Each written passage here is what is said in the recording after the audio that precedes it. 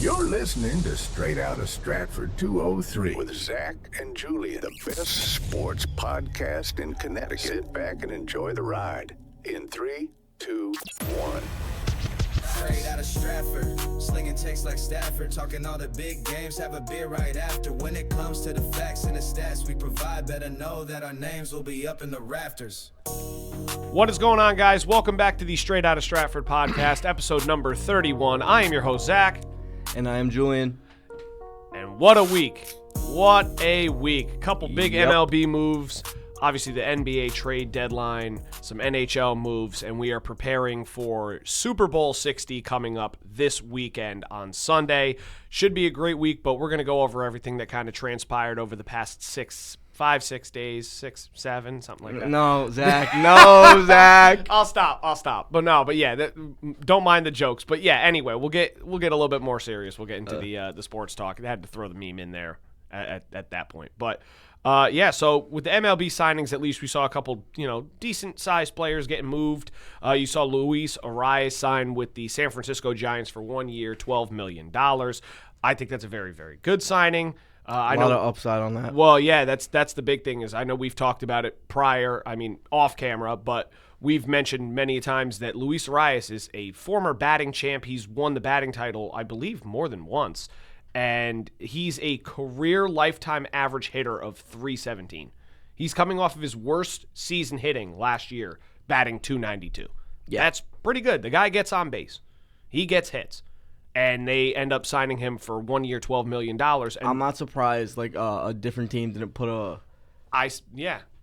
Yankees, Mets, Dodgers. I thought that there were going to be a lot of teams that were trying to acquire him just because of how talented he is in the box and his versatility in the field, because he's played quite all over the place. Yeah. In the infield, I think they've had him in the outfield at some points, very little or very few compared to him in the infield, but now he gets to go back to his natural position of second base for San Francisco. That's going to be a big signing for them. I feel like he plays best when he's at second base. Oh, absolutely. That's his, again, most natural position. He played that throughout the majority of his life and through at least the majority of his career. Yeah, he's did been that for the Twins. He did that for the Marlins. Yeah. He did for the Padres very brief. Well, I know Cronenworth was mostly starting at second base, but in days where he wasn't there, I'm pretty sure Arias played second base as well. They had him at first some games, but he's versatile. He could play pretty much anywhere in the field. I thought that was a great deal for San Francisco. Not really a lot of money for a guy, and like you said before, massive upside. There's a lot of potential. You could be a 300 hitter again, and that's exactly something you really want in your lineup. So very good signing by them. You also saw Eugenio Suarez return back to the Cincinnati Reds. He signs a 1 year, $15 million deal. Once again, I'm surprised other teams didn't put a flyer in on him. Well, the thing with Gino is I think that he had a preference. He probably did. Because the Pirates gave him more money or the same offer, just maybe a little more, and he still chose to go back to Cincinnati because he's played there before. Well, yeah, I think it's that, and also the sake of a lot of teams, it looked like to me, that were interested in Gino were genuinely saying, we're going to focus more on having you be a DH. And I don't know if that's necessarily something that he wants to do a majority of. He is a third baseman. That's what he's played in the league for however many years now. So it's kind of surprising that they want to just move him to DH. But again, when you hit 49 home runs and have 118 RBIs, it kind of makes sense as to why they'd want to add him back to their lineup. Again, not really as much money as I thought was going to go into it. I thought it would have been a little bit more. But yeah, I think it was the return to Cincinnati was a big runner-up. He had an argument for MVP for the first half of the last season. Yeah, before he got traded. And then afterwards, when he went to Seattle, he didn't put up nearly the same production that he did with Cincinnati earlier in the year. But I feel like Cincinnati didn't really want to move off of him. It was just the sake of... It was Arizona. Arizona. He was with Cincinnati earlier in his career. But yeah, no, I felt like Arizona kind of moved off him. They knew that they didn't really have a chance at, making a huge playoff run, and most likely weren't signing him, so they figured that they were going to just let him walk, and he goes back to the same team he once was with. If I'm Arizona, right, I'm kind of shooting myself in the foot right now because you traded Eugenio Suarez, right? I don't know if that right there to him was like, you know what, you traded me, that means I'm not going back to you in free agency. because I'm pretty sure that instead of trading for Nolan Arenado, they could have gave him more than 1 year, $15 million. Maybe. Now, the thing is, it's just the difference in upside of fielding talent, at least. Well, Arenado Gino is a very good hitter, but not as good in the field. Arenado is one of the best fielding third basemen ever. At least during our generation, I could say that. I know that there's people that'll say like Brooks Robinson and some other names as well too. But he's definitely in that conversation for one of the best since all time. Since the early 2000s. Oh yeah, absolutely. Like I said, for our kind of my childhood and some of yours. There was A-Rod.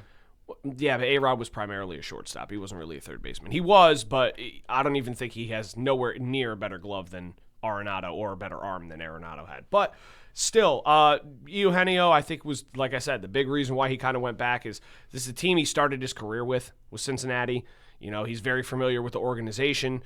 They definitely need that gap filled a little bit more at third base and DH, so it kind of makes sense. I have a feeling that they're going to be sneaky good next year. They probably will be. Because they have great pitching. They have Hunter Green. Yep. And I think they have Brady Singer too, or am I thinking of a different team? I think you may be thinking of a different team. But I wouldn't be surprised if he is there. I think he was with the Royals, but I think he should be there now. But they'll be sneaky good. I mean, they made the playoffs last year only because the Mets really just didn't want to make the playoffs. Yeah, you said it in a little bit meaner of a way. I didn't want to be that mean. I got plenty of time to do that throughout the year. Yeah, he is with Cincinnati. Yeah, so, I mean, they'll be a very good team. They got a lot of young prospects as well, too, so they'll definitely start to turn it around. I could see why he wanted to go back to Cincinnati I feel like they were missing that big power bat. Spark plug power bat. Yeah. You can make an argument that Ellie is the power bat, but you look at Ellie, Ellie's just like the 5-tool. Yeah, I was about to say Ellie's just the most Ellie's the 5-tool. Well-rounded. He's the most well-rounded player on the team. He can hit for power.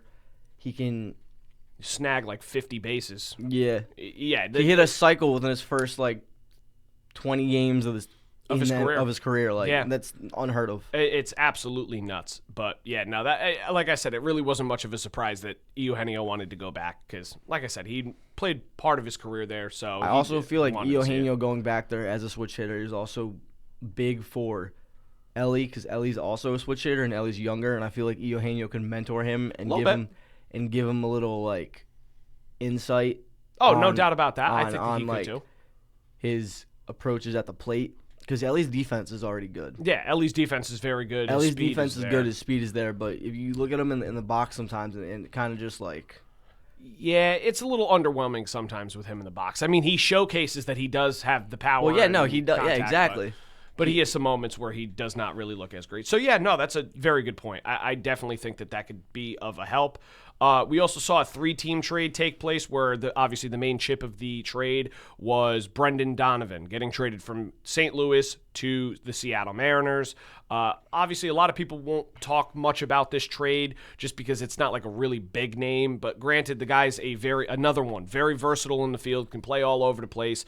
Basically anywhere in the infield. They've put him in the outfield before. He finished the year last year batting .287 with 10 home runs and 50 RBIs. So he's not going to be like a mega superstar. Well, yeah, no, he's not going to be a mega superstar, but the Mariners were in need of a second baseman because their second baseman from last year is playing first base for the Mets this year. Yeah, fantastic. So that was kind of a surprise that Donovan ends up getting traded there, but I mean, it makes sense after Polanco did leave and sign with the Mets. Again, like I said, very versatile, so I think it'll help the Seattle Mariners with their push because I know that they feel like they fell a little bit short last year, obviously losing to the Toronto Blue Jays in the ALCS. I think that they know that they're fairly close. They have the pitching staff too, so adding another platoon guy like that definitely helps. A healthy Seattle Mariners pitching staff is pretty scary. It's one of the better pitching staffs, I believe, in the league. Yeah, with, Logan Gilbert. Yep. Brian Wu and Logan Gilbert. I already said Logan Gilbert. Sorry, George Kirby. That's the other one. They will definitely be back to high success. Like I said, I think the platoon addition of Brendan Donovan definitely helps them a little bit more, especially after losing Polanco. I'll be curious to see what else they do or if they call any prospects up because I know that they've loved to do that. Speaking of Brian Wu, he's hilarious. He'll go out, pitch a game, right, and then he'll hop on Twitch and he'll react to him pitching. and then it'll say, "Oh, come on, Woo, you gotta throw that ball better." Brian Woo, he's got a sense of humor. I've seen it all over like Instagram and TikTok. Brian Woo is so funny. I gotta check. I've never even genuinely. seen that. I'll show you after. All right, yeah. But he's genuinely so funny. I definitely got to take a look at that. He reacts to himself pitching, and he's like, "Oh, come on!" And then when he almost pitched a perfect game against the Yankees or shutout, he was like, "Oh man, this Woo guy is like really on it right now." Yeah, nah, he's a little bit too much. I didn't even know that he was doing that. I'm gonna have to look that up, or I could just have you show me. So I'm curious to. It's to not check too that out much. too. He just does it because I think it's like not to the point where it's too much. It's just funny. Yeah, nah, he just tries to be a little bit more engaging and bring in some more fans. I mean, that's a fun side of baseball too. So it's awesome to see that he wants to do that and bring a little bit of comedy in, even if it means putting himself in the forefront and exposing himself a little bit when he pitches bad. So definitely something interesting to check out after. Then we also saw Framber Valdez sign a 3-year, $115 million deal with the Detroit Tigers. That's a lot of money. That's a lot of money. Even Tariq Skubal was like, dinner's on you tonight. Speaking of Tariq Skubal, obviously we will get to him because we saw an arbitration case go his favor. But Valdez ends up signing with the Detroit Tigers. Now they add another lefty arm that is a World Series champ, multi-time All-Star. He's not really coming off the best year of his career. I know last year he kind of had some struggles. Well, he's also up there in age. I think he's around like 34. Yeah, he's a little bit older now. Obviously, I think that's the big reason why they didn't offer him as many years on the contract. I think that's another reason why he stayed out in free agency this long. I wouldn't be surprised if that had a lot to do with it. Like I said, because he look at his ERA from last year. It was 3.66 ERA. It's not near what it was in his earlier years. It's not bad. It's not terrible. 3.66 ERA isn't bad. Oh, no. When you think of Framber Valdez, you think of... I think of consistency. Exactly. And he did not show consistency at all last year. No, and that's the one reason why I feel like a lot of teams were afraid to pull the trigger with him, just because they don't know if you're going to get the same consistency out of him. But at least with Detroit, you add a lefty pitcher that can now be the number 2 behind Tariq Skubal for now. And maybe be his replacement if he does end up getting traded or leaving, because I know that we've seen rumors about that, and there's been a lot of talk saying that he wants to go to the Dodgers or that he wants to get traded to another top contender. I will never watch baseball ever again if he goes to the Dodgers. Well, trust me, I don't know if we will be watching baseball. Ever again is a little bit of a stretch. Well, I was not even going to say never again, but it's also the sake of, if that happens, I'm pretty sure we won't even have to worry about it because nobody will be watching baseball. It'll be the point of a lockout. So trust me. No, it'll be beyond the point of a lockout. It'll be the disbandment of the league. Well, yeah, okay, that's a better way to put it. But yeah, speaking of Skubal, he won his arbitration case with the Detroit Tigers. Originally, they had offered him $19 million a year. He filed for arbitration and tried to renegotiate because he deserved more money. Clearly, it makes sense. 2-time back-to-back AL Cy Young Award winner. He's the best pitcher in the American League, one of the best pitchers, if not the best, in the MLB, point blank, period. So I'd say the only Paul Skeens. Yep. Only other person that's better is Paul Skeens. But that's why I said it's up there. He's definitely the best in the AL. There's no question about it. Garrett Crochet is probably the next closest, but he's the number 1 right now, and if it's not just the AL, it's the league. Healthy Garrett Cole's up there too. Well, healthy Garrett Cole's up there too, but I don't put him over Tariq Skubal. No, I'm not saying like you said Crochet is the number 2, but like a healthy Garrett Cole would be number 2. Well, that's again, he needs to be healthy. So we shall see. But what I'm saying is did Skeens also win back-to-back Cy Young or no? Yes, he did. But back-to-back NL Cy Young. Yes. Yes, he did. But yeah, no. So he ended up winning the arbitration case, and now he gets paid $32 million. It's actually the biggest disparity case in between the valuation of the contracts, even passing some of the other bigger ones that we've seen. It's $13 million difference. And obviously, again, it makes sense. Tariq Skubal, 2-time, back-to-back, Cy Young Award winner in the AL. He's been the best pitcher for the past 2 years, quite arguably, again, in the league, not just in the AL, and they were trying to offer him only $19 million a year when if he was a free agent right now, he'd probably be around $45-50 million a year they'd be paying him with the way that he's pitching. So it makes sense as to why he wanted more. I've said this before on the podcast, and I think I'm going to say it again right now real quickly. I think that Detroit, they're trying to put all their chips in. They're trying to go all in this year, right? Because I think they are starting to realize and come to their senses that this is their last chance to win a ring with Skubal because he will not be coming back after the no season. doubt. He's going to be gone. But if I am Detroit, right, I don't care if half of your team is half of your like decent players are injured and coming back, and you have a chance at making a postseason run. If you get to the deadline or the month of July, and there is at least some chance that you miss the playoffs, Oh, you got to trade him. I would make sure to make it known to every team except the Los Angeles Dodgers that Tariq Skubal is on the trade block. Because if you don't, it'll be another Ohtani situation, and you'll be letting a player like Skubal go for absolutely nothing. Yeah, and that would not be well for them. It would not be good. No, it wouldn't be smart. It would not be smart at all. But yeah, he definitely deserved the money that he won in the arbitration case. He deserves a lot more than that, to be honest. So the fact that Detroit's trying to lowball him, it's only going to show that it's going to force him more to want to leave. Exactly. I mean, he wouldn't want to stay. And another thing, right? I think we talked about this last week. I think his agent is Scott Boras. It is. I hate that guy. Who doesn't? Other than his players. Also, what I was going to say was I do think that the Tigers GM is smarter than the Angels GM. Oh. So I do think that they could move off of him, but I think that if they keep asking for a steep price even at the deadline, I feel like teams would be hesitant to give up that much just to get him for maybe half of the season if they don't think they can re-sign him long term. Well, there's one team I think that could try and get him, and again, I know The Dodgers? Yeah, because they have a huge farm system, and I would not be surprised if they throw all of those pieces away. If I am Cashman at the deadline and the team is not where you want it to be, I am throwing Spencer Jones, Lombard, and whoever else to go get Skubal, and I am extending him the second you trade for him. I mean, that would be the smart thing to do, but let's see if they actually do that. No, Cashman doesn't have a brain. No, I agree with you. I don't know if he does have a brain either. But, again, very, very surprised that he only is making $32 million. Thank God he at least won the arbitration case because he deserves that and then way more than that too. So it makes sense. That's just all the MLB news that we came up with or that we saw this week. Obviously, there will be more because pitchers and catchers will be reporting at some point shortly. But for now, we could go over to the other more hectic league right now, and that's the NBA. Well, okay. Before the NBA, we could talk about that all the rosters for the WBC are officially set. Yeah. Except for maybe Dominican Republic, because I don't know. Lindor is. Lindor's not. He's not playing, but DR. He's Puerto Rico, because Lindor said he wasn't playing anymore because he wasn't getting insurance on his contract from the Mets. But I think the president not the president, maybe it's the president of Puerto Rico, whoever's like in charge there is trying to work with some company to make sure he gets insurance on his contract, whether or not, so he can still play in the WBC because.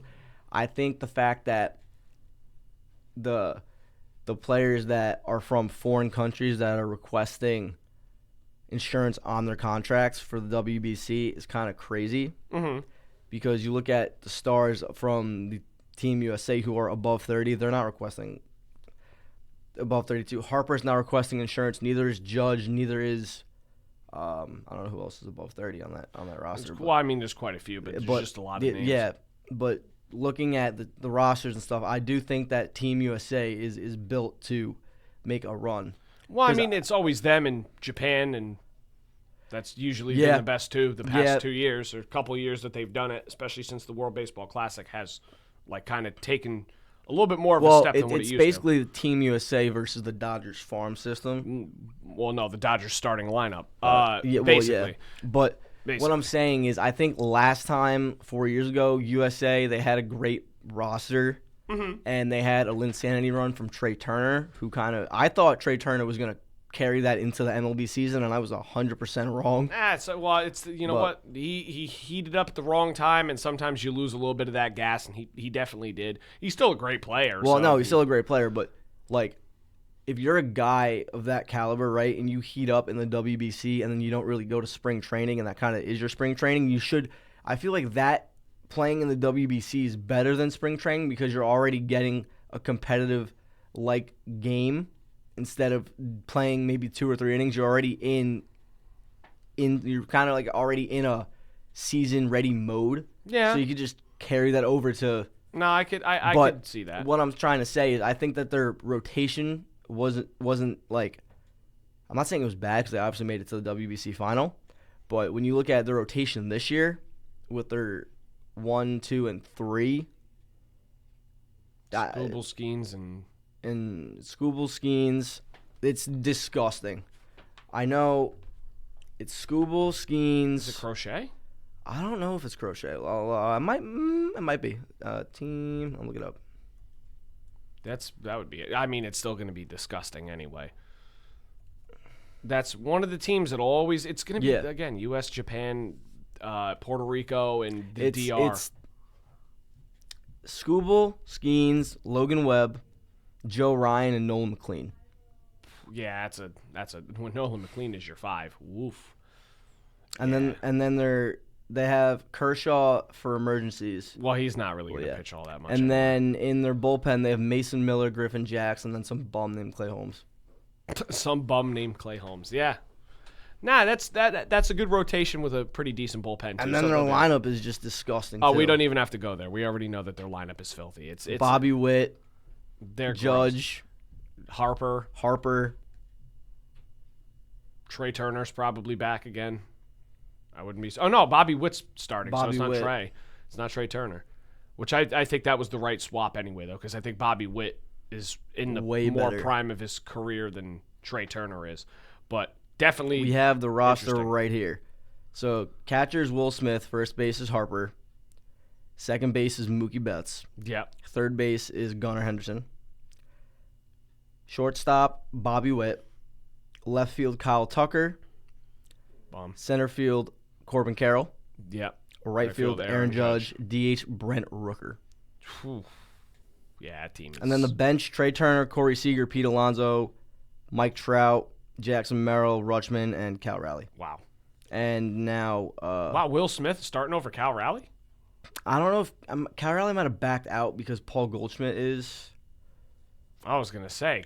Somebody might have backed after the year out. he just had, I'm very surprised that he wouldn't be the starting catcher. Now, granted, Will Smith is very good too, but Because it may be a preference from Mark DeRosa to start Will Smith over. maybe. Well, Wouldn't be Cal surprised. Raleigh is good offensively, but if you look at the defensive side of it, Oh, I know Will Smith is the better of the defensive, is way yeah. better. No question. You're I would right. have put Cal Raleigh at the DH instead of Brent Rooker. I know Brent Rooker hit 30 home runs, but Cal Raleigh doubled that last year. I know. But, yeah, no, it'll be interesting to see how the WBC plays out. I think the U.S. will have a very, very good shot at winning it, especially if they can play to the way that all of their star players can. So, definitely will be interesting to see. We'll go to the NBA especially stuff. if Judge is at they have him listed at the bottom of the lineup, but there's no way he stays there. No, he's not. Trust me, he's not going to stay He'll there. be- He's he'll going to be be their number 3 or 4 hitter. I will not doubt that. But, yeah, no. So we'll go to the NBA stuff real quick. We won't really dive like crazy deep into it. I know that there were we're a just ton gonna of moves. Quickly touch upon. Yeah, because obviously I know the big one that we want to touch on is the NFL this week because of the Super Bowl and obviously the NFL honors as well. So the NBA, I feel like this move came out of nowhere. what the Jaren Jackson? Yeah. yeah. The Well, it came out of like, I get, right, if you're Memphis. Hold on, give me a second, sorry.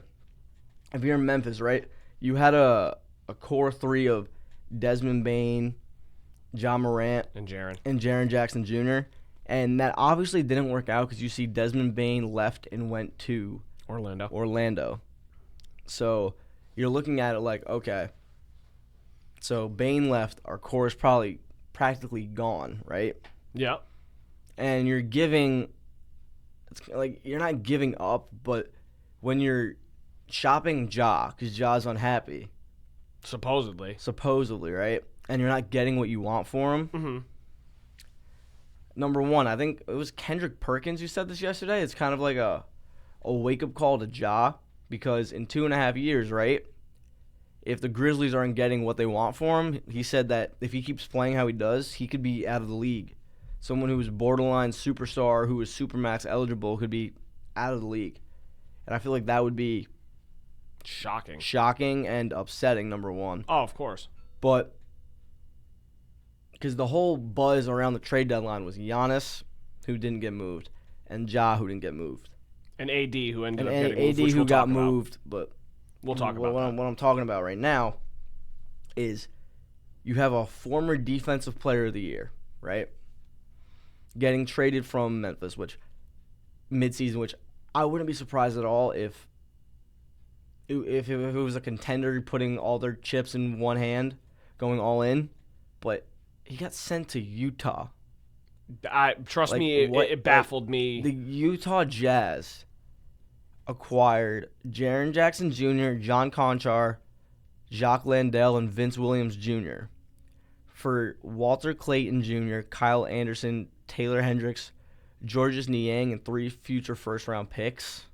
I don't know why Utah is giving up first-round picks when they're not even on pace to make the playoffs. Yeah, that makes no sense. I get that Memphis is making what they think is the best move for their future. Yeah, Utah's not. What is But- Jaren Jackson going to add to that lineup? Now, granted, it'll be good Absolutely defense. not. It would be It'll great good defense. But in Utah's defense, right, they haven't really drafted well since Gobert No. and Donovan Mitchell. So we see how that panned instead of taking the chance on getting somebody like with the capabilities of Jaren Jackson Jr. of being that former all defensive player of the all defense team defensive player of the year, right? They used those picks because they know they probably weren't gonna amount to anything to go get a player like Jaren Jackson Jr. Yeah. But on top of that, right? If I'm Memphis, right, I would have just said, you know what? Forget about all the other players, and we'll just give you Jaren, give us 2 first-round picks, maybe a second in return as well. Because John Conchar, Jacques Landale, and Vince, that's most of their young core of the team. And they're giving them up for basically...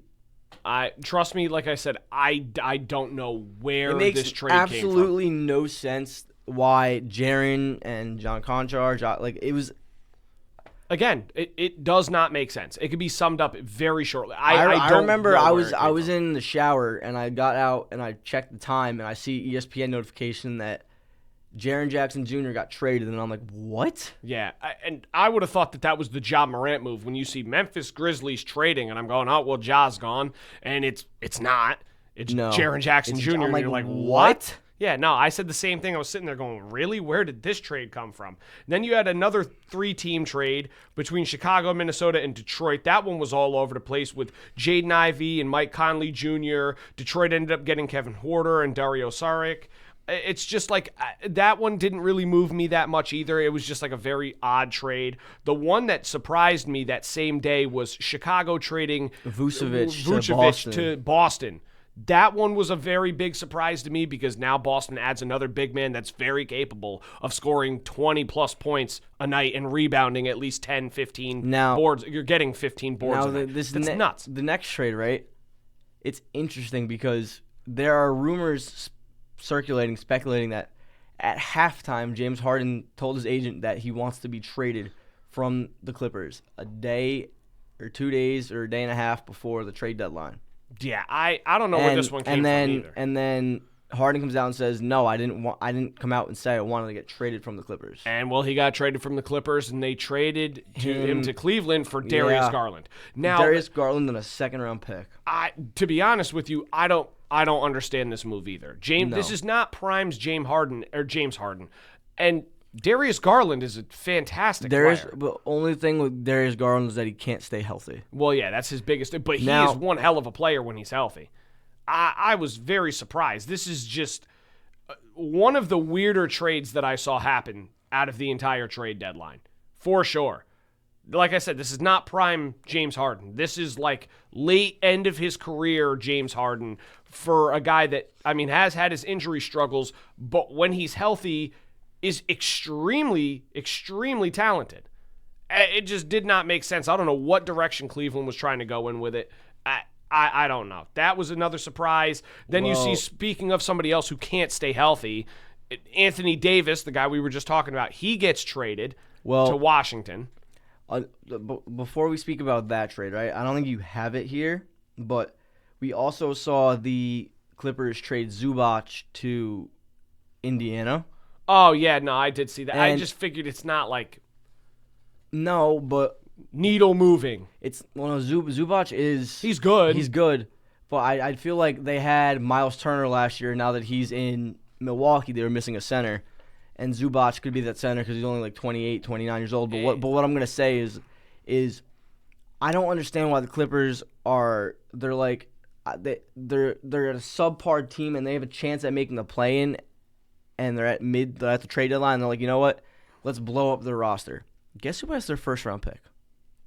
Whose first-round pick? The Clippers. Who has the Clippers' first-round pick? Yeah. Who? OKC. Oh, fantastic. So they're blowing up their roster for a team that could have possibly made the play-in, and then, anything happens. Oh, yeah, that's right. It was OKC. And anything can happen in the playoffs. They could go on a run, and they could make a run, but no, they're blowing up their roster, and they're getting assets for what they think will better them in the future, and they don't even have their first-round pick for this year. OKC has it. I'm telling you. The rich get richer. Yeah, I just... Again, speaking of that, we'll kind of go into the Anthony Davis trade now too, but I just don't understand where, again, a lot of these trades are coming from. You're seeing some of them, and they just don't logically make sense. They don't make any sense. They don't. It's like, oh, well, this team is struggling. They're not going to make the playoffs. They need to build for the future. So let's blow it up and get assets that are in their veteran seasons to help us out. And it's like, why? Why? Well, yeah. I can understand you want to get younger or you want to get built for the future, but to trade him away for guys that are at the end of their career, it's like, what are we doing? I don't understand where the logic comes from. And then this brings me right into the Anthony Davis trade, because now it makes the Mavericks look even dumber than they were before. You trade the whole Lucas situation, you get Anthony Davis in. He didn't stay healthy the whole time, and now you trade him. They trade Anthony Davis, Jaden Hardy, D'Angelo Russell, and Dante Exum to the Washington Wizards for Chris Middleton, who's out of his prime, A.J. Johnson, yep. Malachi Branham, Malachi Branham, and Marvin Bagley III, and 2 first-round picks and 3 second-round picks. And you know what the funniest thing about this trade is? They got more picks in return for Anthony Davis than they did for Luka Doncic. I'm at a loss. I'm telling you, I don't think any of these GMs know what they're doing. No, they don't. I don't get it. First of all, Luka Doncic was on pace to get a supermax from Dallas, and they give him up for practically nothing. Anthony Davis, Max Christie, and somebody else, right?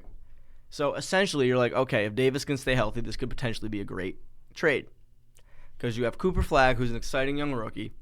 You have Kyrie, who's probably not coming back this season, but next season he'll come back because he is injured his Achilles. And Anthony Davis, who can play great defense. If he's healthy. But he can't stay healthy. And I said this last week. I'm referring to him now. IR can't stay healthy.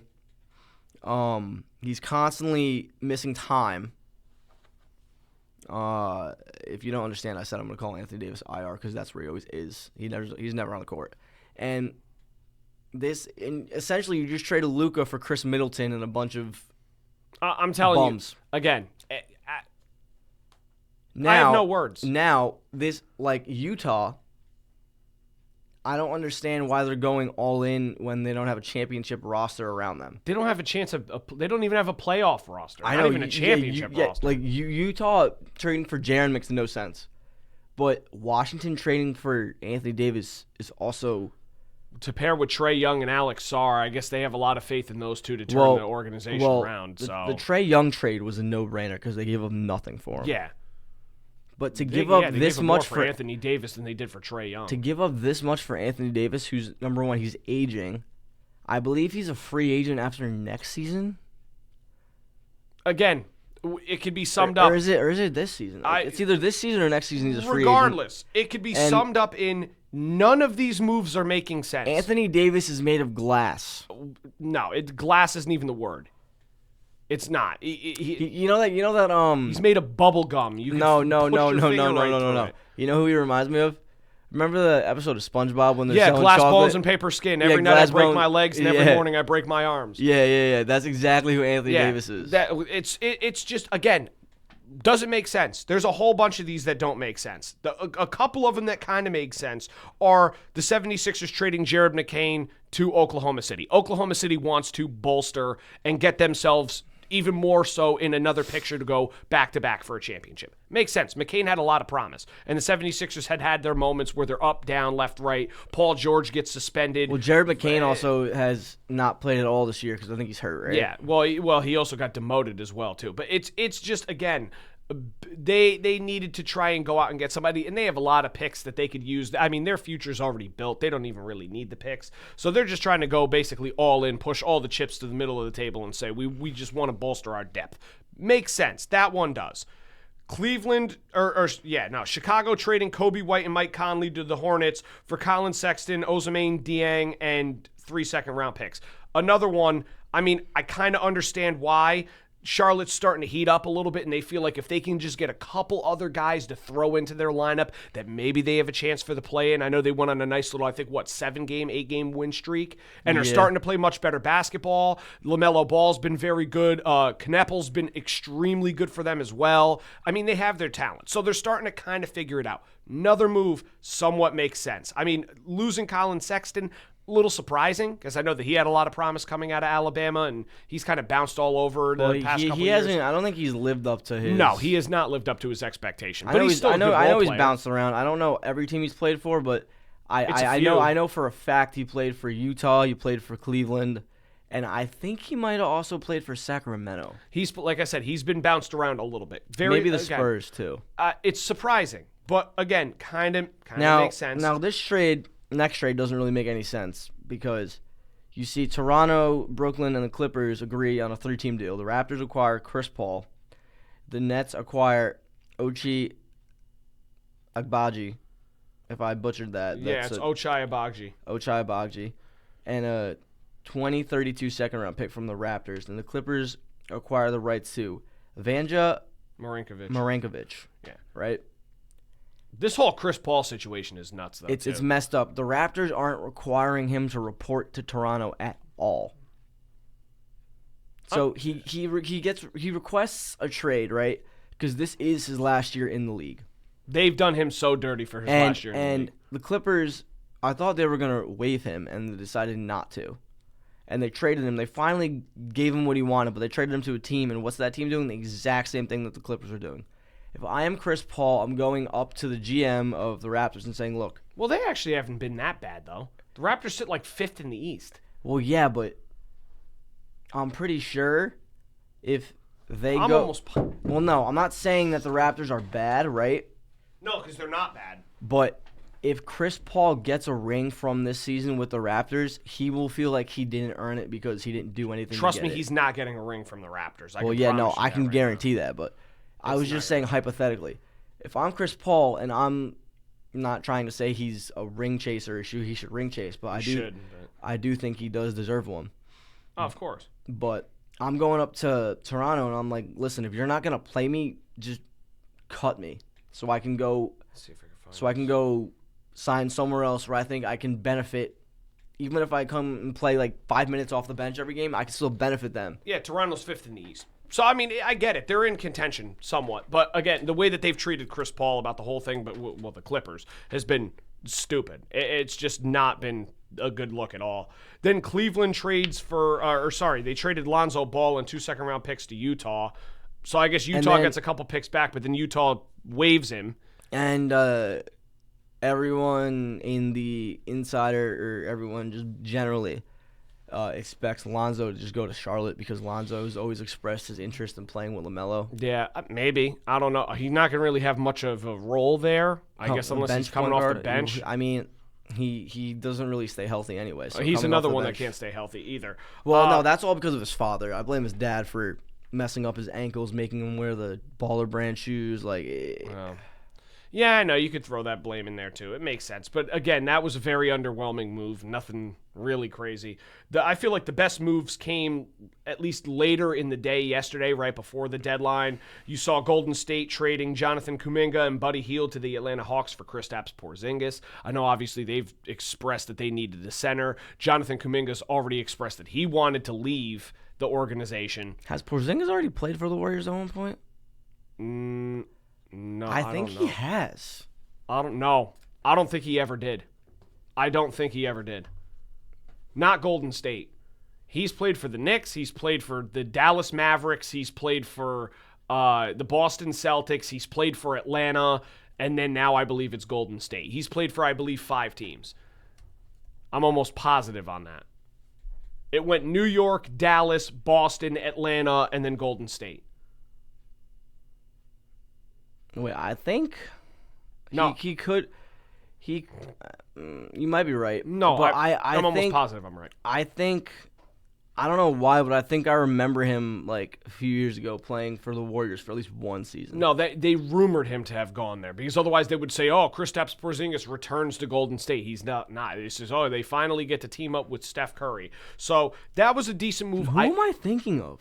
I don't know who you're thinking of. There was somebody. I know you're kind of right, but that was a move again. I kind of see why it happened. Kuminga wanted out. So it was basically pretty much Buddy Hield for Kristaps Porzingis because Kuminga wanted to leave regardless. I mean, it is what it is, but bringing Kristaps in definitely helps the Warriors organization. They need a big man that's able to kind of stretch the floor and, use his length and his size to help them score, a decent amount of points per game, kind of take a little bit of the weight off Steph Curry's shoulders. I know he's still trying to carry a lot of it.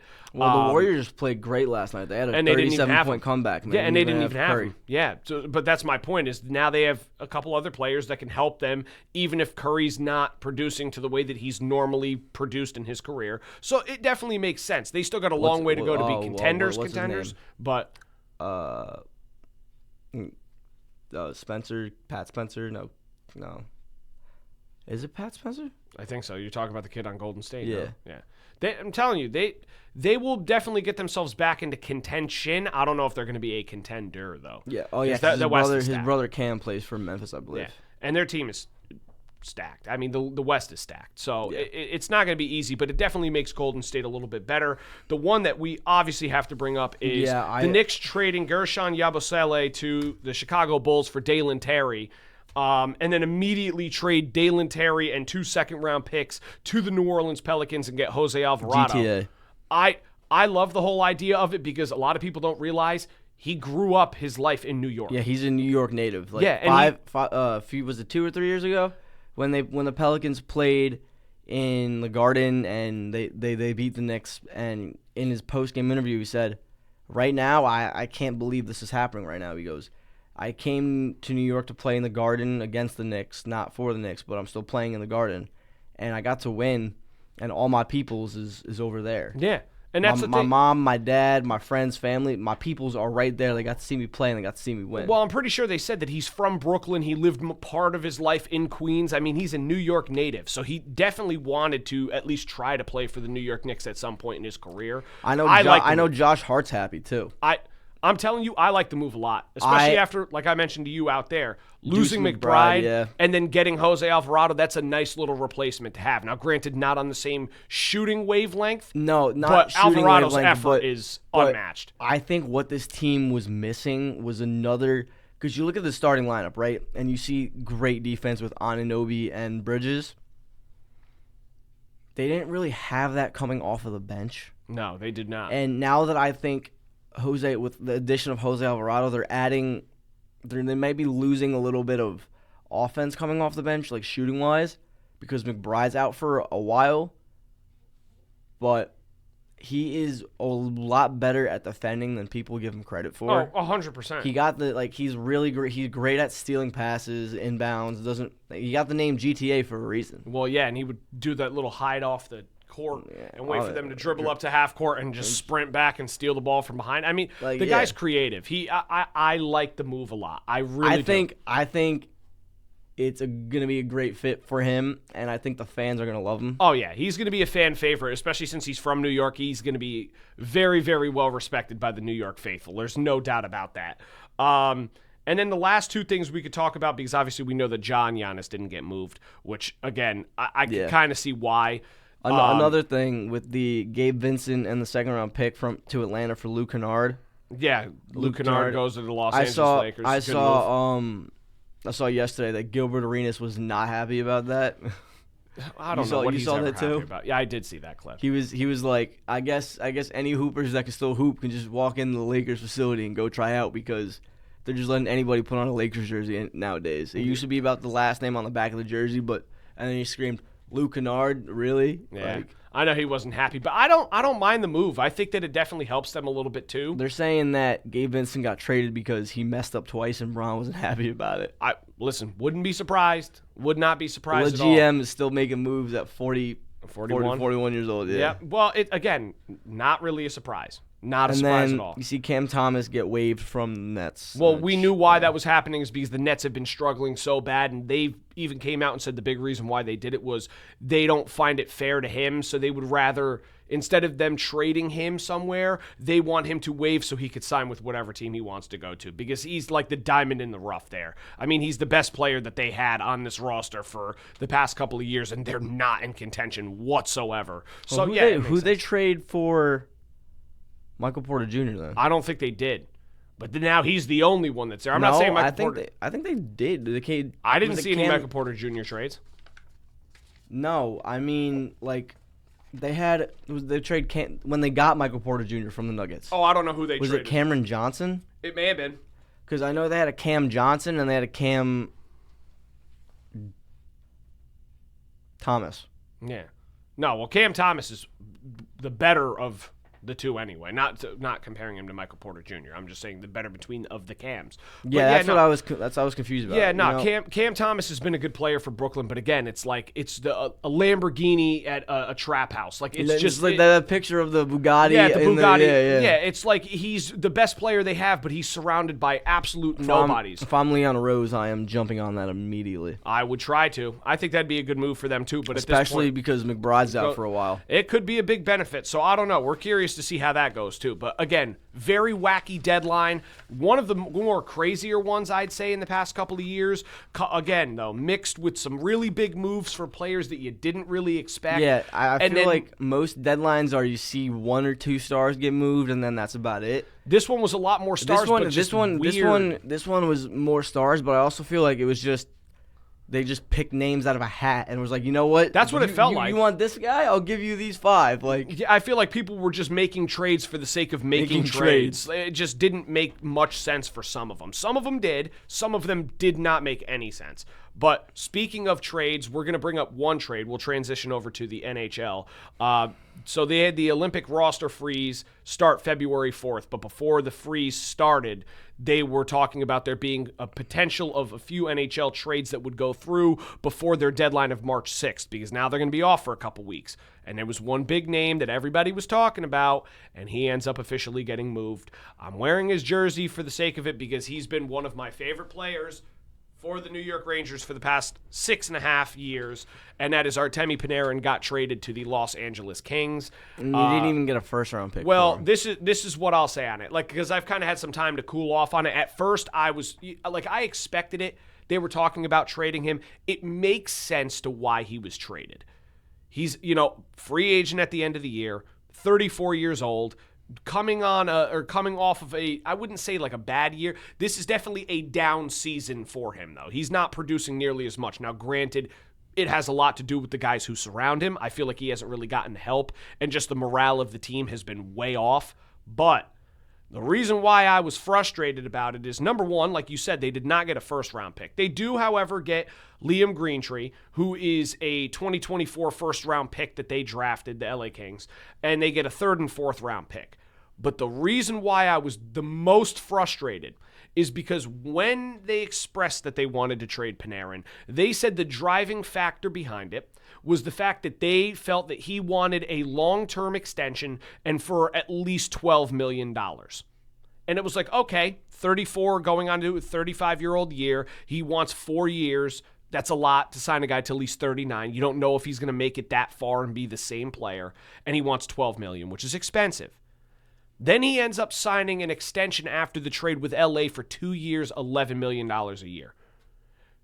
That's the part that pissed me off, because the Rangers easily could have afforded that. That is a team-friendly deal. Had he gone to Drury and they sat down and said, do you want to stay in New York? And he says, yes, I do. What would you be willing to take? And he said, I'd do 2 years, $11 million. I would have signed him right there.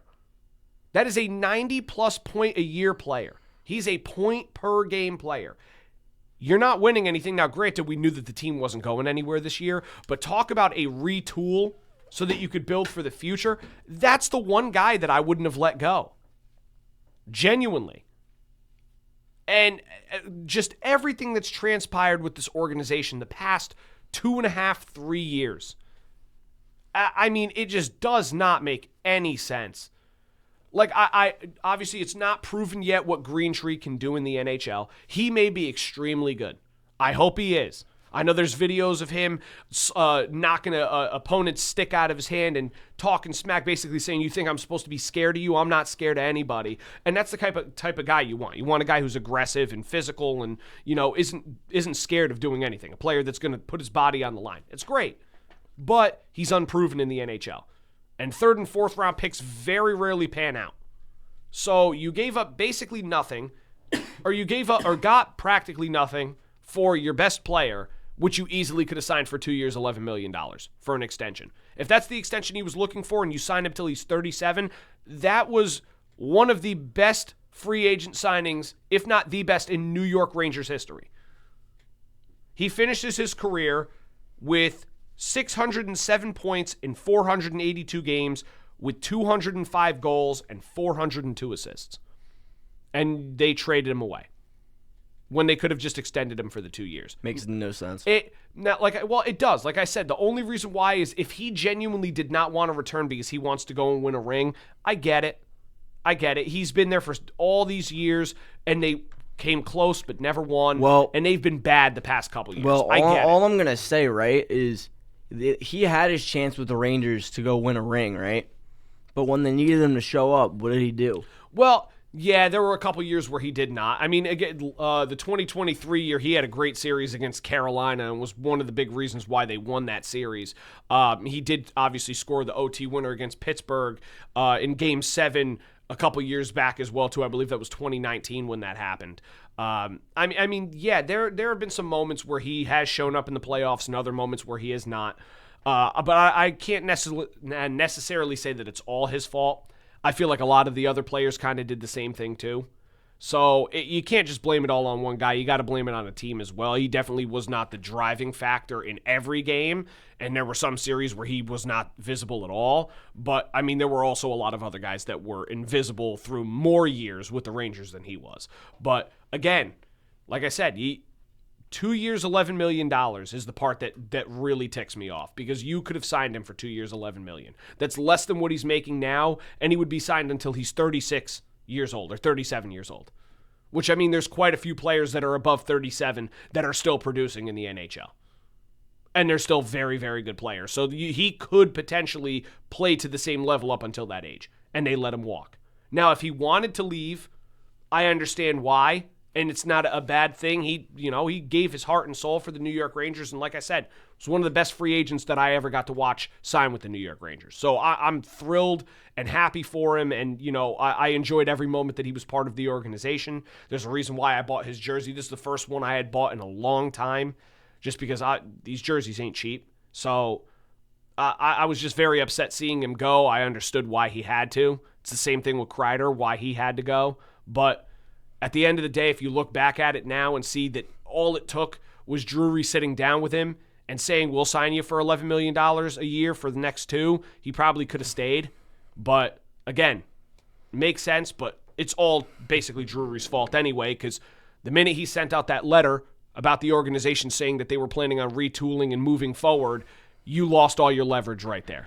There's no reason why a guy like Panarin can't draw a first-round pick. We traded our first-round pick to the Vegas Golden Knights to get Riley Smith, who's not even half the player that Panarin is. And yet you can't get a first-round pick for Panarin when he's the biggest name on the trade block this year. I mean, where Drury pisses me off, I think that it can't get any worse. That's why. And my hatred can't grow stronger. Boy, oh boy, you are a dope. That's why I kind of stopped watching and following the Rangers. Dude, even me, I've been a diehard fan for years. And I mean, I've watched them suck at some points. I've watched them be super competitive. I was heartbroken when they lost to the Kings in 2014 in the Stanley Cup Finals in a 4-1 series. I mean, I was heartbroken because they lost almost every game in overtime. So it's not like they were far off from winning. But watching them trot out the lineup that they do, and they don't even play the young kids like Berard or Othman and some of these other prospects that they've had, and they're playing them for vets that are just not there or not good. It's baffling to me. Absolutely baffling. This is 100% on Chris Drury, and even the fans showed that the other night when they did the game against Carolina. The puck dropped, and within the first couple seconds of the game starting, what do you think broke out at MSG? Fire Drury chants. I mean, at this point, James Dolan, wake up. Your fans are not happy, and they're rightfully so. That guy's got to go. Big time. It's just embarrassing. Embarrassing. So, again, I'll close it out by saying thank you, Artemi Panarin, for all you did for the New York Rangers. Chris Drury, you're a moron. So now we can kind of go into the meat and potatoes once again. The big thing that we wanted to talk about this whole entire week, which was the Super Bowl coming up this week. Well, you kind of skipped over the other big NHL news that came out in regard to this week. You're right. You're 100% right. So you kind of just went on a rant, and I let you go with it. Yeah, and I'm glad you stopped me because I was about to. The other big NHL news that came out this week was top regarded prospect and projected number 1 pick in this year's draft, Gavin McKenna, was arrested after an incident this past weekend and was charged with felony, aggravated assault, misdemeanor simple assault, and 2 counts of disorderly conduct for harassment. Well, I don't know engaging in a fight. I don't know. Yeah. So what happened was, I guess after they played their first outdoor game against Michigan State at Beaver Stadium, where obviously the football team for Penn State plays, they did an outdoor Winter Classic game, and ended up losing. And I guess he went to a bar with a whole bunch of the guys on the team after the game to celebrate, because it's a big moment in Penn State hockey history. And I guess somebody said something about his mom, and he did not like that, and he broke the kid's jaw. Ooh. Yeah, so that's not a good look for him, and obviously I know that it does say that he could potentially face a maximum sentence of 20 years. It's not going to happen. I mean, he's going to have good enough lawyers. Question, I don't know if this is similar to what happened with I forgot Miami's running back. Is his mom still alive, or? Oh yeah, his mom was with him. Oh, no, I didn't know that. I just saw that he got arrested. Supposedly, that's what rumors are going around. I guess I just saw that he got arrested. I didn't read into it, but I didn't know if it was kind of what happened with Miami's running back or something. In a sense, about yes. his dead dad, which is kind of disrespectful. Oh no, his mom is alive, but supposedly what a lot of people were saying was that the guy said something about them losing the game, and he kind of said something back, and the guy said something about his mom, and Gavin McKenna just clean clocked him and broke his jaw, and they had the ambulance come, and he got put in cuffs and walked out. In all honesty, if I'm drunk and someone says something about my mom, I'm not the biggest guy, but I still do something about it. Well, I know, but it's the point of he's underage too. He's only 18 or 19, so he technically shouldn't be there anyway. Now, granted, we know that college kids are going to drink. It's all they do. It's all part, I'd say a majority of them do. But again, not the best look, especially when you are the regarded number 1 prospect going into next year's draft. Obviously, I doubt that he's really going to face crazy punishment. The fine, he's going to pay it.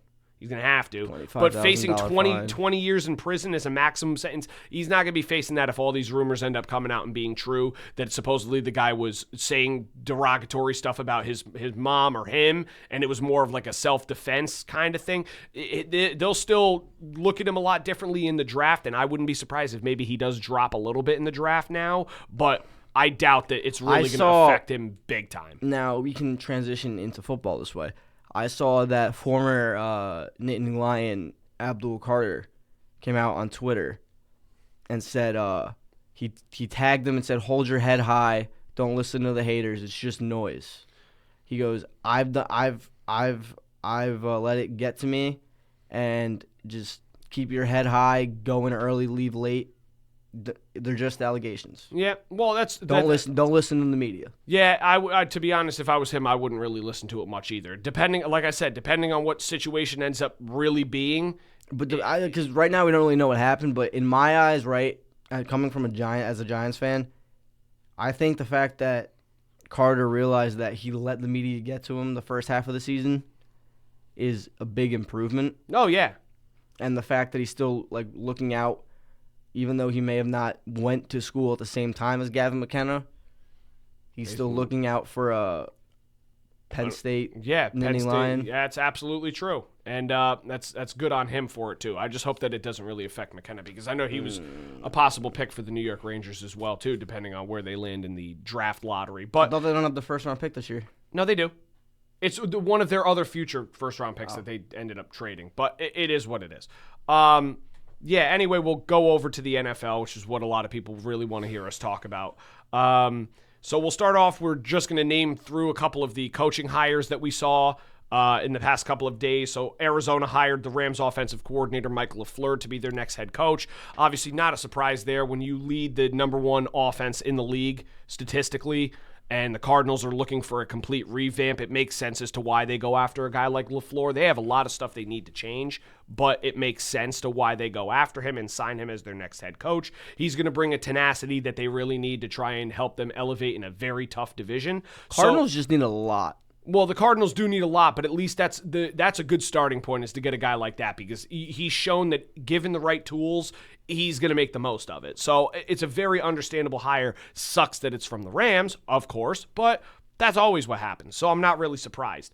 And then another former Rams defensive coordinator, the Atlanta Falcons ex-head coach, Raheem Morris, goes and signs with the San Francisco 49ers to be their next defensive coordinator. Again, they lose Robert Saleh and pick up Raheem Morris. That's going to be very beneficial for them, especially with Kyle Shanahan leading the pack. I think Raheem Morris is going to be a very good signing for them. It's been proven Raheem Morris is a Super Bowl winning defensive coordinator with the LA Rams. So, I mean, it makes sense as to why he's getting the opportunities to be a DC. I think he was better as a defensive coordinator than a head coach. So it makes sense. Then you also saw that the Raiders are going to hire Clint Kubiak, the offensive coordinator from Seattle, after the Super Bowl. Yep. So, again, not really surprised. Seattle's offense was electric this year for them, reason why they're in the Super Bowl. So it kind of makes sense that the Raiders want to go forward with a young but very experienced guy that has shown signs of great improvement and great leadership for a team like Seattle. I think that's a good move by them as well. And then the final one, which I know that you're probably, I don't know how you feel about it, is Matt Nagy getting hired to be the next offensive coordinator of the New York Giants.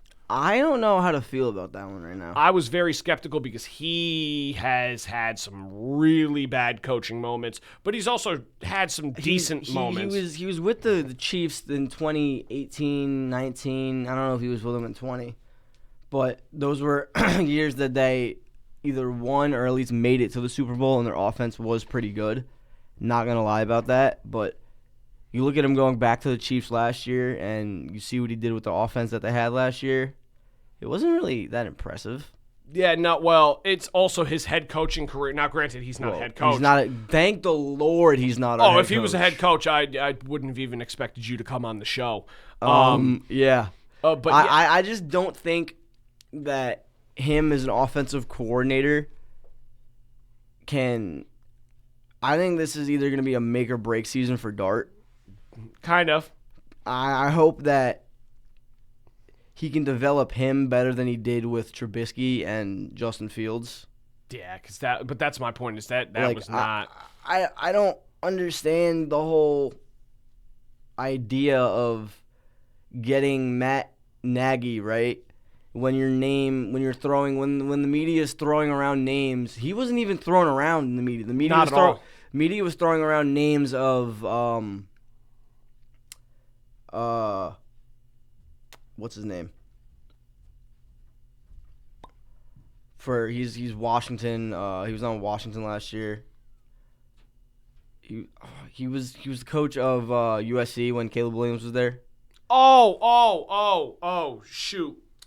Damn. I'm having a mind fart. Oh, my God. Lincoln Riley? No. No. Oh, no. Why'd I say no? Never mind. Not him. Shoot. He was the head coach of Arizona. Damn. You know exactly who I'm talking about, right? I do know who you're talking about. I'm just it's early in the morning, so you got to forgive me here.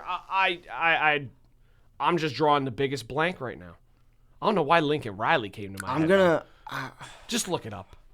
The name is gonna bother me. It's gonna bother me now too, because I know my stuff, but I'm just not clicking right now. That's bizarre. That's so bizarre. Please tell me. I'm curious. Cliff Kingsbury. Oh, see, that was it. I don't know why. I didn't even look it up. I can show you right now. See, when you said Arizona, I didn't even look it up. You said Arizona. I thought that you were talking about the University of Arizona. No, I'm telling you, I was talking about Arizona Cardinals. Yeah, that would have changed it. I would have been like, oh, you mean Kingsbury? Nah, that's just wow, senior moment. I am sorry. Yeah, no, that was not pretty. But yeah, I'm kind of surprised it wasn't him either. I would have genuinely thought it finally came to me. I mean, if I knew if I looked it up and I saw the name, I was going to be like disappointed. Well, I am disappointed right now. I should know better than that. That's very sad. Shame on me. Yeah. Shame on you too. Up until I'm just kidding. But yeah, no. So those are all the hires that we saw. But obviously, that's not really what we're wanting to talk about much. The big two things that really. I was going to say one thing. Okay, say one thing quickly. If Nagy as the OC goes anything like he did with the Bears as a head coach, I think they fire him at midseason. I would hope. I'm trusting in John Harbaugh to turn this franchise around than bringing in a iffy defensive coordinator. Well, he's not iffy because he was the DB coach of the Ravens when Harbaugh was there, so I get Harbaugh trusts that guy. But bringing in an offensive coordinator who has shown that he's not the best at play calling and clock management. Clock management. Well, I think clock management is all on Harbaugh now. Yeah, it is going to be on Harbaugh as it should. But I'm not really that big of a. I could be wrong. I'm not a big fan of the signing. I hope it goes well, but if it doesn't go well, I hope they just get rid of him as soon as possible. Well, that's a lot of what Giants fans are probably hoping. Now, too. What you were going to transition into was that last night we did see the NFL honors go on, and we saw that not luckily, but we did see Matthew Stafford beat Drake May for NFL MVP, which I have been saying all season. He has been saying all season that Drake. I said it before the season. That Drake May was not going to win NFL MVP. He had an easy schedule to the Super Bowl. I'm not taking away from Drake May's ability to play football. He's a good football player. I'm not going to say great because his schedule this season was very easy, and their path to the Super Bowl was also very easy. Oh, you're going to get a lot of flack for that one. Honestly, I don't care. Who did they play? Who did they play in the playoffs? They played the Chargers. Herbert didn't do anything. They played Houston. C.J. Stroud threw 6 interceptions. They played Denver. No Bo Nix. They scored 10 points against Denver without Bo Nix. If Bo Nix played that game, it would have been Denver and Seattle in the Super Bowl. Bite me. I don't care. If you're a Seahawks fan, if you're a Patriots fan, bite me. Come after me. Say whatever you want. Their run in the playoffs was so simple. If it was the Bills and Patriots, they probably still could have won that game, but it would have been way closer. I can guarantee you that it would not have been as easy to win that game. Drake May didn't even put up 100 passing yards against the Broncos. No, he didn't. He threw for 86. Exactly. Bite me. Exactly. And they didn't even really play that many teams above 500 during like. And I thought I was bad because I've been arguing with Patriots fans because they've been saying Drake May deserves MVP. Stafford's got Adams and Nakua and Kyron Williams and this and that. And I'm saying, listen, it doesn't. Yeah, Drake matter. May has Mike Verbal. Mike Verbal, yeah, that's right. Thanks, Tiffany Haddish, for completely botching that name. At least it wasn't Drewski. We don't. Yeah, we're not even gonna say that one. Yeah, no. Yeah, but no. You can. People are gonna think that just because I'm a Giants fan, that means I hate the Patriots. I don't. I mean, I do, but that's not why I'm going on this rant. Like when you look at their schedule. Like, it was kind of easy. They had the third weakest percentage schedule of all time and only played against one team that finished above 500 the entire year, and that was the Buffalo Bills. So, again, it makes sense as to why Stafford won, but it's not. This is the way that I said it to all the Patriot fans that I know, because I have a lot of respect for Drake May. He's definitely going to be an MVP candidate in following years down the road. It's not really a shocker. The guy is talented. But however, Stafford at 37 played the best year of football he has in his entire career, and the stats that he put up put him in categories with Aaron Rodgers and Tom Brady the years that they won the MVP award. So it was kind of hard not to give it to him. Now, both are deserving. Backing up my statement about the Patriots having an easy schedule, right? They started out the season 0-1 to the Raiders, which, like, you lost to the Raiders. Giants would never. And then they beat the Dolphins. They lose to the Steelers. Steelers were pretty But then they beat the Panthers at the time. We're not above 500. Well, they Panthers didn't even beat go the 500. Rams too, so people were saying, exactly. "Oh, well, you lost to the Rams." Listen, okay. Yeah, but the Rams beat beat the Panthers when it mattered. We did beat them when it mattered. Very close And game. the Patriots did beat the Bills, but after that they played the Saints, they played the Titans, they played the Browns, they played the Falcons, they played the Bucks, they played the Jets, the Bengals, the Giants.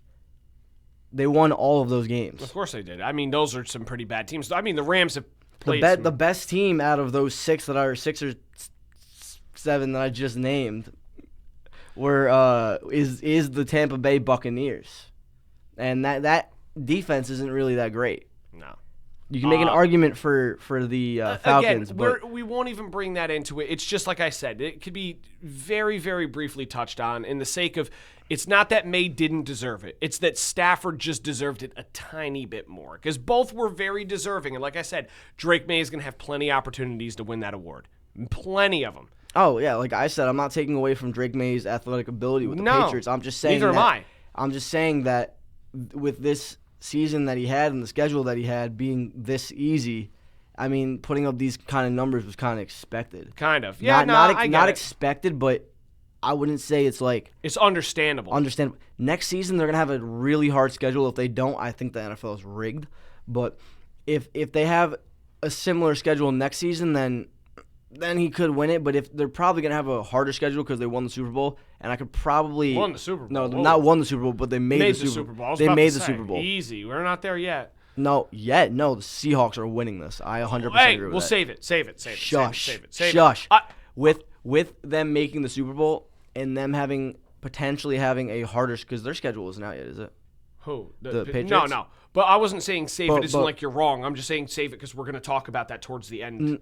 Because what I'm saying is that I'm not saying that the numbers won't be the same, but I'm just saying that I wouldn't be surprised if they're around the same or maybe even a little worse, but I do not expect them to get better. Yeah, no, I can understand where you're coming from. Unless they go out and get a receiver with either A.J. Brown or maybe I know they wanted Ayuk, but Ayuk's a problem and A.J. Brown's a head case. Yeah. It doesn't really matter, but I don't think that the numbers will be as good. No, I could see it. If you're a Patriots fan and you disagree, bite me. I do not care. Well, we'll save one other thing too, which we'll mention at the end. But obviously, a lot of the other awards that came out make sense to who won. Jackson Smith-Njigba winning the Offensive Player of the Year. Deserved it, no doubt. I mean, Nakua was very close, but again, I could see why they gave it to JSN. Very deserving this year. He had a Myles fantastic Garrett year. Winning Defensive Player of the Year. Broke the sack record. Animal. Absolute dog. No surprise. A name that you said at the beginning of the year before it started, Offensive Rookie of the Year, Teteroa McMillan. Again, did I say that or did you say that? No, you did. You did.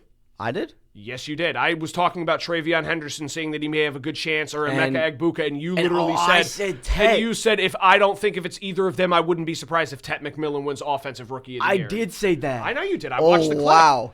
I know. That's a good call. I got ball knowledge. Yeah, that was a good call, and it 100% deserved. I think he was one of the only rookies this year to finish with over 1,000 yards receiving. You see, I kind of forgot about that midseason because my bias just completely turned to either, if he stayed healthy, Cam Scatterbo or Jackson Dart. But Nah, did he deserved it. He finished with over 1,000 yards receiving in his first year. deserved it, but Ted my bias turned to one of them to either win it. Yeah, so. I get it. Then you saw Carson Schlesinger win Defensive Rookie of the Year. Again, it's crazy how the Defensive Player of the Year and the Defensive Rookie of the Year are on the same defense and did not even make the playoffs.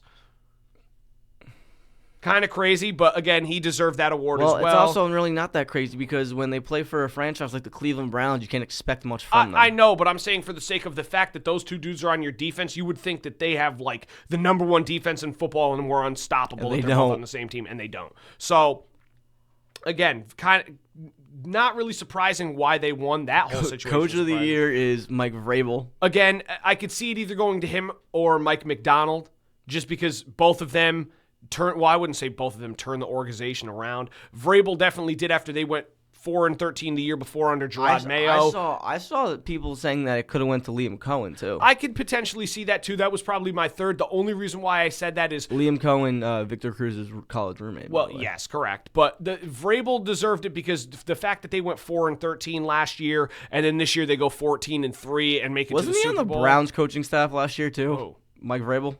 I don't know if it was the Browns. It may have been. I think it was the Browns. It's very possible. I think it was the Browns. Again, the fact that's not even the point. The point of the matter is the fact that he turned that organization around within 1 year is very impressive. And McDonald, you could say the same thing, even though they didn't really turn anything around. It's just that in his first year as coaching the team, he leads them to a number 1 seed and the Super Bowl and a 14-3 record. Who was their coach last year?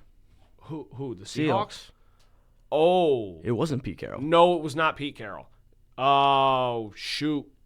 Who the hell was it? Why am I having this problem this morning with the coaches? Was it not McDonald last year? No. I'm almost positive. Oh, no, it may have been McDonald last year. Was it McDonald last year? I think it was McDonald last year. Just look it up. I can't believe I'm having these brain farts right now. I don't understand it. I don't understand it at all. Seahawks coaches. Maybe it was McDonald last year. It was Mike. Yeah, it was Mike McDonald. Okay, so the fact that he's taken the team to new heights, even more so. There you go. That's kind of the reason why I would understand if he would have won. But again, Vrabel coming in 1 year and going from 4-13 to 14-3 the following year. It makes sense. I need to clarify that one too. Hold on. Keep talking.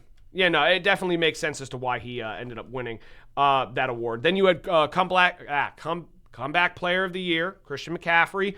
Again, not a surprise. Set the record for, I believe, the most receiving yards by a running back in a single season ever. Could have technically been an MVP candidate. Oh, so his 2024 role with the Browns was a consultant providing coaching, personnel insights, and assistance with offensive line during the 2024 season. Well, and then he ended up coming into New England and completely changing the franchise. All I have to say is, Angel, the Titans suck. They never should have fired him. Okay. We won't say anything there. Yeah. Comeback player of the year, McCaffrey. Yeah, exactly. And Brian Dable. Christian McCaffrey wins the comeback player of the year. Originally, we thought it was going to be Daniel Jones up until he tore his Achilles. Yeah, but McCaffrey... I still think McCaffrey would have won over him I think McCaffrey would have won anyway. Like I said, most receiving yards in a single season by a running back. Also put up over 1,000 yards rushing this year. He's also more popular than Daniel Jones, he is, but it's also the fact that he is the heart and soul of that 49ers offense, especially with all the injuries that took place. I mean, it definitely makes sense to why he won. Josh McDaniels wins the Assistant Coach of the Year award. Again, New England Patriots going from as low of a record to flipping it completely around, and he's been a big reason why that team has turned it around as well. Makes sense. And then Walter Payton Man of the Year, Bobby Wagner. Obviously, I'm surprised he hasn't won it yet. I was very surprised he hadn't won it yet before either, because I know he's been a very, very good guy. He's helped in the community. He's done very good things for the organizations. Last active member of Legion of Boom. Yep. And he's been, again, like I said, he's been in the league for so long, but yet he's always done like charity work and contributed back to the community. He's been a great guy within the NFL organization, or for all of the organizations that he's played for in the NFL. He's played for 3 teams, right? Well, yeah, but that's still more than one. Well, no, I was like, yes, he played for the Rams, he played for the Seahawks, and he played for the Washington Commanders. Those are the teams. I think it was Seahawks, Rams, Seahawks, Commanders. Right? Yes. So it makes sense as to why he won the award as well. Protector of the Year, first time that this award's been given out was Joe Thuney.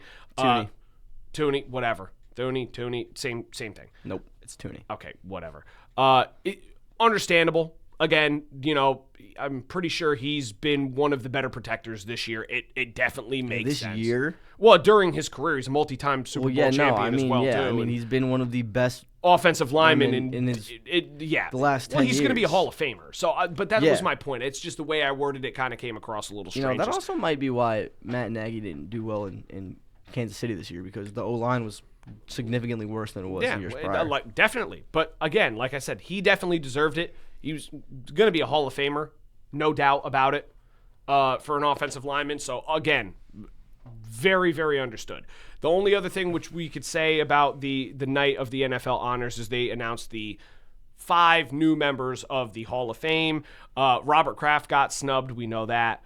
Bill Belichick got snubbed. We'd already talked about that last week. We have Drew Brees. Very, very well deserving. Larry Fitzgerald. 100% deserved it.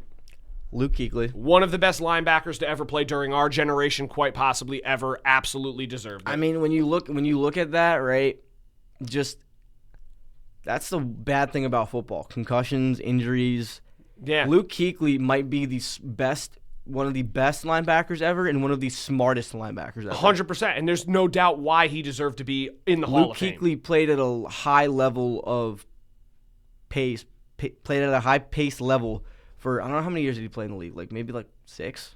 More. I think it was closer to 8. 8 years, for 8 years, right? And at his position, he was always regarded as one of the top linebackers, one of the best defensive players in the league, right? But when it came down to either him to continue playing and further his to improve his resume, for the rest of his career and for the Hall of Fame, or choosing to leave the game that he loves and he's been playing since a child to benefit his health, he decided to make the logical reason and make the hard decision that most NFL players don't. Yeah. I know there are several NFL players that come out and said that they probably should have retired before they did. I know Antoine Randall came out and said he wished he played baseball instead of football. Well, that's why Aaron Donald retired early, too, is because he proved everything he wanted to and said that there's no point in putting Aaron Donald might be the best defensive player of all time aside from Lawrence Taylor. I've already said that multiple times, and if you argue with that, you do not know ball. Roger Craig also made the Hall of Fame. Again, it was a long time coming. I'm kind of surprised it took as long as it did to get him in. And then Adam Vinatieri, again, makes sense as to why he's in the Hall of Fame. He's one of the better kickers that I especially watched during my lifetime. So, again, all 5 that made it deserve to, but there's 2 names that did not make it. Now, no shot at Eli because he deserves to. His time will come at some point. That's the 3rd name. But the other 2 names that, again, I don't know how they have not made it yet, is Reggie Wayne. Minister of Defense. And Torrey Holt.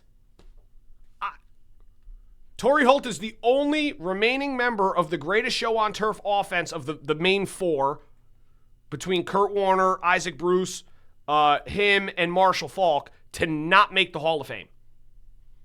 When you look at Kurt Warner's career, it was very short, but it was very successful. Yeah. He was in the Super Bowl with multiple teams. He was an MVP. He was in the supermarket bagging groceries, and then he won a Super Bowl with the Rams, and he made a Super Bowl with the Arizona Cardinals as well, too. He actually made back-to-back Super Bowls. He won one and lost one. He lost to the Patriots, and he beat the Tennessee Titans in the Super Bowl. They almost went back-to-back. No, he won 2, lost 1. He was the backup quarterback in 2007 when the Giants beat the Patriots. Whatever. But that's not my point. My point is he specifically played and won one Super Bowl. No, but yes, you're right. You're right. He went from playing in the AFL to going to playing in the NFL. Yep. And for the Rams, he played for the Rams, the Cardinals, and the Giants. No, Rams, Giants, Cardinals. Yep.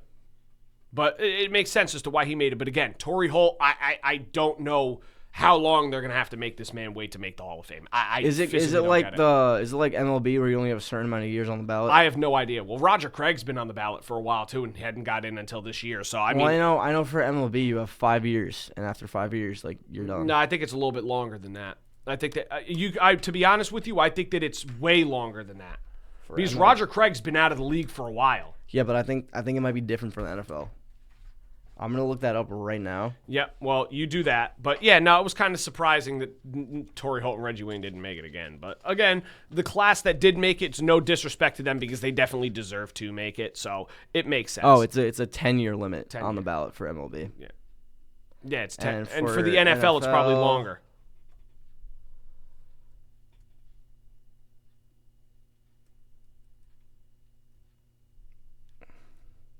Tell me what you see. I know it's got to be longer because Roger Craig's been out for a while.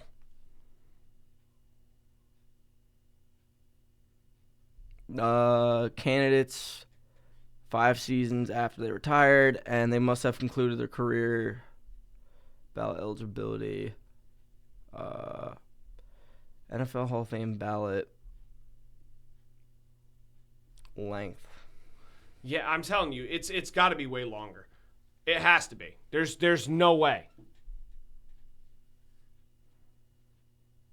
It's generally open to players whose careers ended within the last 25 years. Yeah, so exactly. So it's genuinely, so they may go longer than that.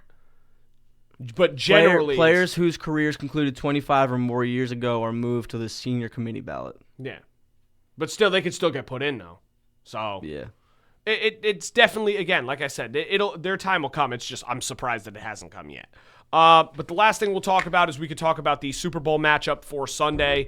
Obviously, we know the Seahawks and the Patriots will take place at Levi Stadium, home of the San Francisco 49ers, for Super Bowl 60. Should be in for a very good game. Obviously, there are a lot of storylines that have come out about the game, which I'm going to bring up real quick before we make our predictions. I think something they should have done, which would have been hilarious, is I think the Seahawks should have signed Marshawn Lynch for a one-game contract. And have him run the ball in. Yeah, I finally got my touchdown. Did you see Sam Darnold was asked the same question? And he said he would pass. He said he would pass the football. What an idiot. That was just a troll job. But anyway, there's a couple storylines that have come out about the Super Bowl so far, which is definitely something to keep your eyes on, and that is that this is a rematch of Super Bowl 49. Obviously, we saw 11 years ago the Patriots and Seahawks take place in that infamous game where they did not run the ball at the 1-yard line. They had a game-sealing pick by Malcolm Butler to win the Super Bowl for the New England Patriots. I think Pete Carroll could have had like a stroke at that moment. I wouldn't be surprised if he did have a stroke at that moment. Because that might have been the stupidest decision in all of sports history. That's still talked about as one of the dumbest decisions ever. Aside from Kevin Cash taking out Blake Snell in Game 7 of the World Series. That could be up there, but I don't know. Pete Carroll still got it. That may be. Kevin Cash's decision was still pretty stupid. It was, but I don't. But I genuinely I don't know. And then they shipped him off to San Diego. It's very close. But then you also have, so obviously, like we said, that's the Super 49 rematch from Super Bowl. So that'll be an interesting storyline to follow. Obviously, the similarities to 2001 that we saw, you have, obviously, if the Rams would have made it, it would have been a little bit different because it would have been a rematch of 2001. But Tom Brady, in his second year of his career, led the underdog Patriots to a Super Bowl win over the NFC champs from the same division, the NFC West. Well, the only thing that is different about the comparison is that Tom Brady was selected in the 6th round. 6th round, and Drake May was picked number 3. Yes, but also, again, but listen, Drake May in his second year has the opportunity to do the same thing. Now, in 2001, the Patriots went 11-5. The year prior, they went 5-11. So the records flipped. Again, the Patriots went 14-3, and then they went 3-14 last year. So it flipped again. So there's a lot of similarities. Definitely something to keep your eye on. That's pretty cool that they have these commonalities going on. Then again, Drake May, bring him up. He could become the youngest QB to win a Super Bowl, surpassing Ben Roethlisberger. And as of right now, he is the second youngest to make the Super Bowl, only behind Dan Marino. I think something that you don't have here, which is also true.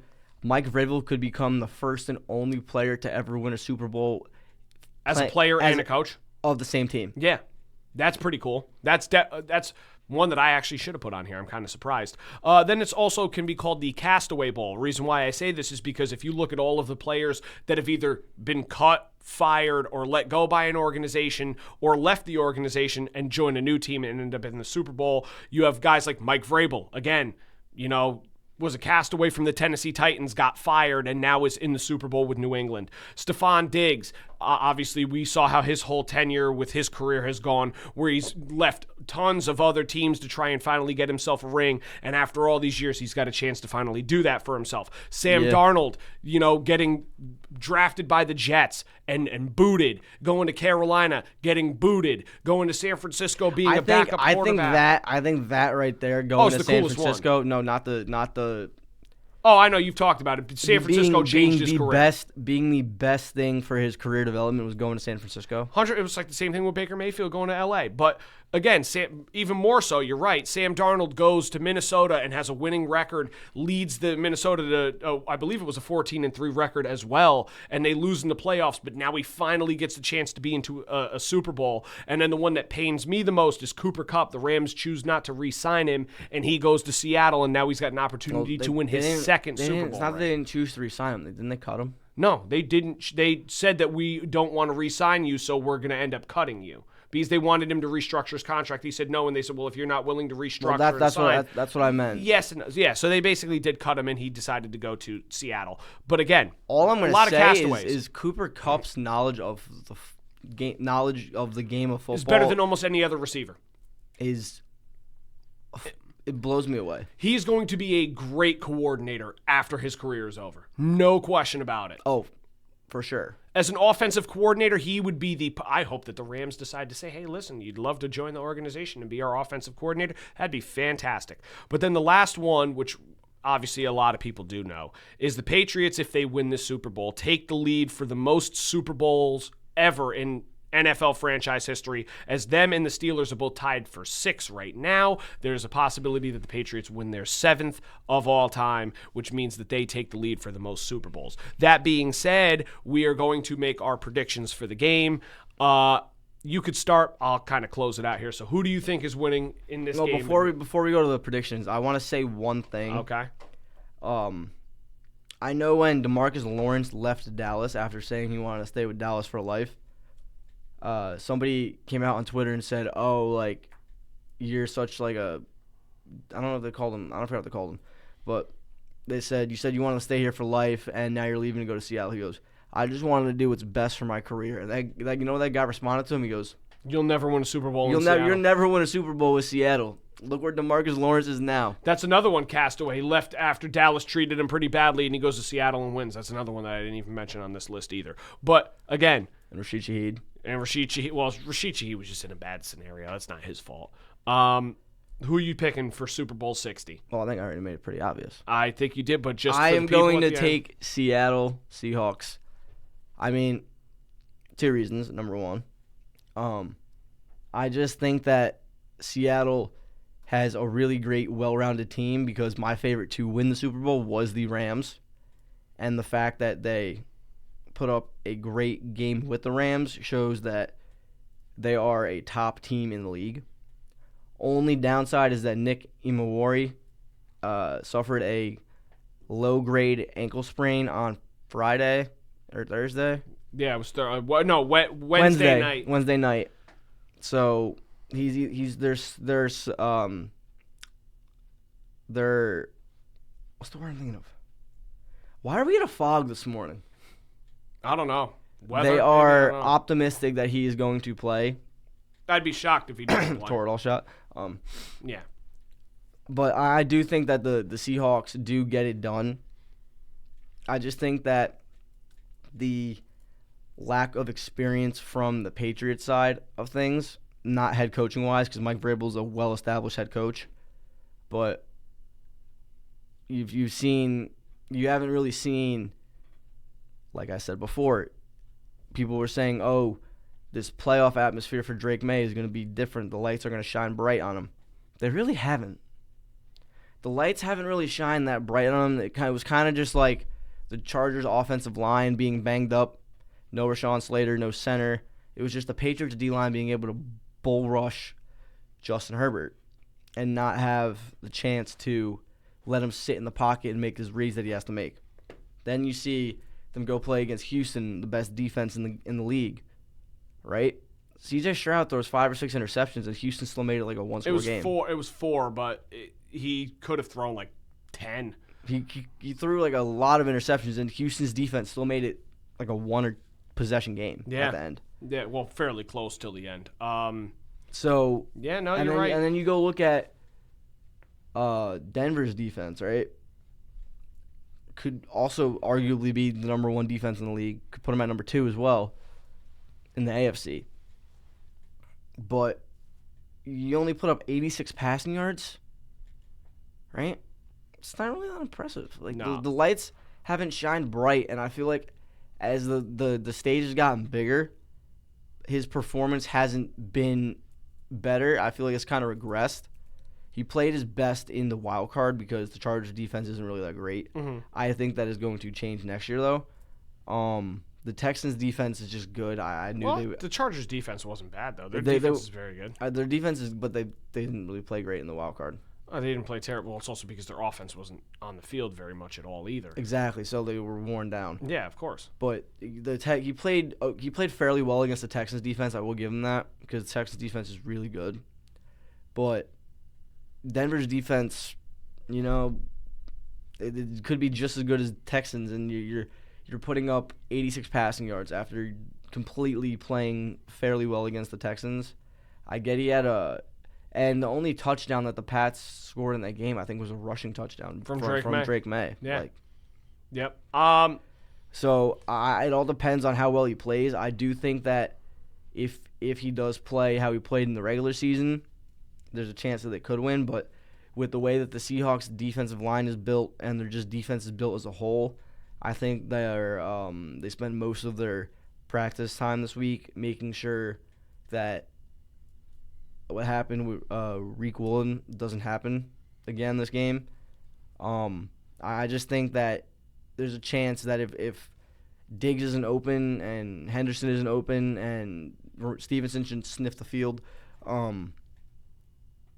if those options aren't there, I do think May starts to panic and he starts making mistakes. And once you make one mistake, you usually try to make a bigger comeback, which leads to multiple other mistakes. And I do think that could be the reason why the Seahawks do win. Also because the Seahawks defense is one of the, I've said this time and time again, they're one of the best in the league. And they do have one of the top scoring offenses in the league, and they have the offensive player of the year. So yeah, I wouldn't be surprised if Seattle does win. I know for you, I'm not sure where you stand because Seattle is in your division. Let's put it this way. Out of personal likes, who would I want to win? I hope both teams lose. I hate both organizations. That being said, being that I have to pick one of the two, I'm also going to go with Seattle. I think that Seattle's defense could give New England's offense a lot of problems, similar to what we saw kind of the first 3 games from them in the playoffs. Obviously, like you mentioned. Here's how I'm going to put it for you. You're not rooting for Seattle to win. You're rooting for Cooper Kupp. That's exactly. You're not rooting for Seattle. You don't want Seattle to win. You want Cooper Kupp to win because you like Cooper Kupp. Correct. That's completely fair. Yeah. That's why I rooted for the Rams when they made the Super Bowl. I wanted OBJ to get a ring. Yeah. And it's very similar. It's the sense of, though, like I said, I just feel like being that we have to make our picks for the show and we have to pick one team, it's not that I hold any bias against any team. Oh, I definitely do. I hate the Patriots. Well, I know you do. I don't like the Patriots either, but the sake of I don't want to pick the Patriots just because, again, I think Seattle's defense, like I said, could give New England a lot of problems, similar to what we saw in those first 3 playoff games. The Chargers, Texans, Broncos all had very good defenses. They held New England fairly well in check throughout the playoffs, especially Denver and especially the Chargers for a little bit as well. It was a fairly low-scoring game too. Texans just really couldn't generate anything on offense in that game, and that's why the Patriots were able to score more points. But I think so far the Patriots' offense has been a little bit lackluster than what we saw during the regular season. Yeah, because they're playing real opponents. So again, exactly. So you have the Chargers' O-line being banged up, the Texans not having Nico Collins, Joe Mixon, and Tank Dell well the entire year. Joe did Mixon not might help. not even have a foot right Yeah, now. but that's what I'm saying is they were missing all those guys for the whole year, but then you're also missing Nico Collins in that game. And then on top of the fact that the Broncos don't have Bo Nix in that game also gives the Patriots an edge. Again, it's no disrespect to the Patriots. They found their way here. You still have to win the games. These are professional players you're playing against, regardless if they're backups or not. So it's a lot of credit to them as well. But again, like you said, Seattle's got the number one scoring defense and one of the top 2 or 3 scoring offenses in football. I think that it's just a bad mismatch for New England. I think New England will keep it close because their defense is good and their offense has shown a lot of good glimpses. I think that the line's a little bit weird right now, but I would still take Seattle to win the game just because, like you said, Offensive Player of the Year, you have a veteran in Cooper Kupp who's got the experience being in the Super Bowl. I think that if it came down to a quarterback matchup, I'd still take Drake May over Sam Darnold, but especially if Darnold can look like he did against the Rams defense 2 weeks ago, I would not be surprised if he could, do fairly similar stuff to the Patriots defense. I don't think that it's going to be a blowout, but if there was a blowout, I think Seattle would be on that side and blow the Patriots out. Exactly. I do think, however, though, that it's going to be a close game, but I will still pick Seattle to win.